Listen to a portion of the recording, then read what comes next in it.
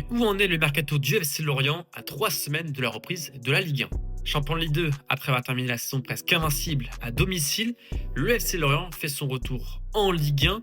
à l'image du FC Metz, un an après l'avoir quitté pour les 100 ans du club. Pour cette saison qui s'annonce historique et où l'objectif sera forcément le maintien, Olivier Pantaloni, le coach lorientais, a décidé de changer de stratégie tactique en passant donc d'une défense à 4 à une défense à 5 avec 3 axiaux pour résister au mieux aux différents assauts. Au poste de gardien de but, Yvon Mbogo, élu meilleur gardien de Ligue 2 la saison passée, a quitté le club libre.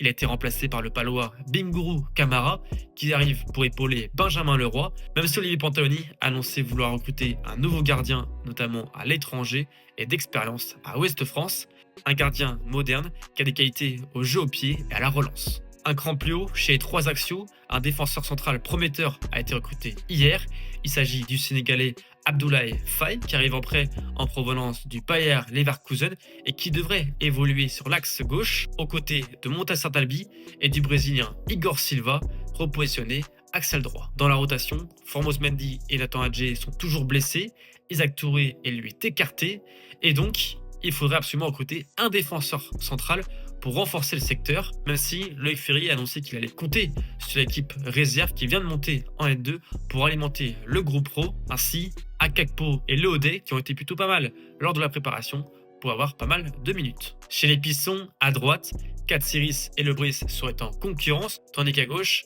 la pépite Arsène Kouassi a été recruté en provenance d'Ajaccio pour suppléer Darlin Yongwa qui arrive à un an de la fin de son contrat. Au milieu, le duo Abergel-Avom devrait être reconduit, même si Loïc Ferry n'a pas fermé la porte à un départ de ce dernier, dont la prolongation de contrat sera automatique au moment où il foulera la pelouse de la Ligue 1, et ce jusqu'en 2027. Pour les concurrencer, Noah Kadiou, excellent milieu de terrain à Rodez, est arrivé, et le Togolais Karim Derman devrait suivre en provenance de Belgique. Enfin, la question de l'animation offensive se pose avec les départs du meilleur buteur Elijah Lancroupi à Bournemouth et du milieu Julien Ponceau, libre de tout contrat à Valladolid en Espagne. Ainsi, 2 systèmes offensifs ont été testés durant la préparation, avec 2 ou 3 attaquants. Et personnellement, j'opterais pour la deuxième solution, d'autant plus que l'équipe annonçait au mois dernier que Lorient pouvait recruter 2 ailiers. À l'instant T, à droite, on retrouverait Tozin et Mvuka, tandis qu'à gauche, Paulo Pagis part avec une longueur d'avance sur Fadiga.